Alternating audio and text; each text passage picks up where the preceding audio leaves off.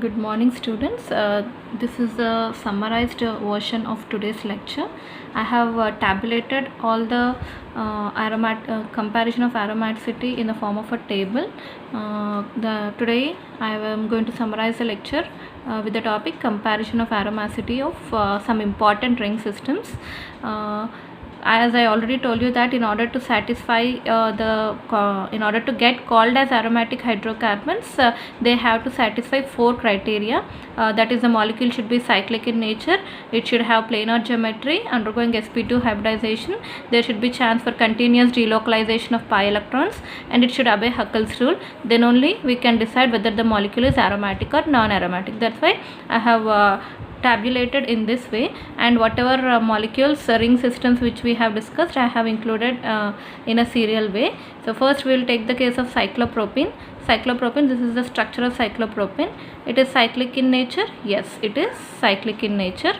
And it is having planar geometry. Yes, it is having planar geometry, but one of the carbon of it is involved in sp3 hybridization. So that's why I mentioned that one carbon of it is involved in sp3 hybridization. Is there any chance for continuous delocalization of pi electrons? No, only one double bond is there, so there is no chance for continuous delocalization of pi electrons. Huckel's rule, is it obeying Huckel's rule? One pi bond indicates 2 pi electrons. So when we substitute it in the formula, 4n plus 2 pi, the number of pi electrons of it is 2, so we are substituting 2 here. So that's how on calculation n takes a value of 0, which is a whole number, whole positive number, so it is obeying Huckel's rule. So even though when you compare it, even though it is satisfying 3 out of 4, it is satisfying 3 criteria, because there is no chance for continuous delocalization of electron, and because one of the carbon is involved in sp3 hybridization, the molecule is said to be non-aromatic in nature. And if you take the case of cyclobutadiene, in case of cyclobutadiene, it's having 2 double bonds in its structure, having a 4 carbon in its ring skeleton. So here it is cyclic in nature. Yes, it is having planar geometry. Yes, it's having planar geometry, and all the carbons are involved in sp2 hybridization. Is there chance for continuous delocalization of pi electrons? Yes, if this double bond goes here, this double bond could be migrated here. Yes, there is chance of continuous delocalization of pi electrons. And is it obeying Huckel's rule? Yes, if we substitute 2 pi bonds indicate 4 pi electrons, so if we substitute in the formula of Huckel's rule, 4n plus 2 will be 4. Upon further calculation, n takes a value of half. So half is not a whole number, it's a fraction. So because it's not a whole number, you can say that it is not obeying Huckel's rule. So out of 4, even though it is satisfying the first 3 criteria, because it is not obeying Huckel's rule, this molecule is said to be non-aromatic in nature. And next one is cyclopentadiene. This is the structure of cyclopentadiene, holding 2 double bonds in its structure. If you see here, the molecule is cyclic, it's having planar geometry, but one of the carbon of it is involved in sp3 hybridization. So one carbon atom is involved in sp3 hybridization. Is there chance for continuous delocalization of pi electrons? No. This double bond can migrate here, but this double bond cannot move here because this carbon is sp3 hybridization. So this is not possible in this case. So there is no chance for continuous delocalization of pi electrons. And is it obeying Huckel's rule? When you substitute, because 2 double bonds are there, the Huckel's rule formula takes the shape of 4n plus 2 is equal to 4 pi electrons, just like the case of cyclobutadiene. Upon calculation, you will again get that n is equal to half. So it is not a positive, it is not a whole number. So because out of 4 it is not satisfying these 2 criteria, this molecule is again considered to be non-aromatic in nature. And if you take the case of benzene, it is having cyclic structure, it is having planar geometry, all the carbon atoms of it are involved in sp2 hybridization, and there is chance for continuous delocalization of pi electrons. So there is it's obeying the 3rd criteria also. And Huckel's rule, if you substitute it in the formula, 4n plus 2 is equal to how much? 3 double bonds, so is equal to 6 pi electrons, right? And 4n will be 4, and n takes a value of 4 by 4, that is equal to 1.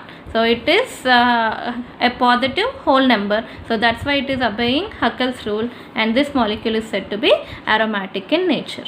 right? So in this way, by calculating the value of n, you can say whether your molecule is aromatic or non-aromatic in nature. Yes.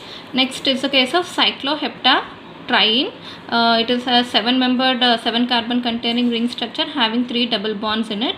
Hence it is said to be cycloheptatriene. Is the molecule cyclic in nature? Yes, it is cyclic in nature. Is it having planar geometry? Yes, planar geometry, but one of the carbon of it is not having, and it is involved in sp3 hybridization. And is it having continuous delocalization of pi electrons? This double bond can migrate here, this double bond can migrate here, but this double bond cannot migrate as it is a sp3 hybridized carbon. Hence there is no chance for continuous delocalization of pi electrons. And because 3 double bonds are there, when you 3 double bonds means 6 pi electrons. When you substitute it in the formula, 4n plus 2 is equal to 6 pi electrons, and takes a value of 1, that is a positive whole number.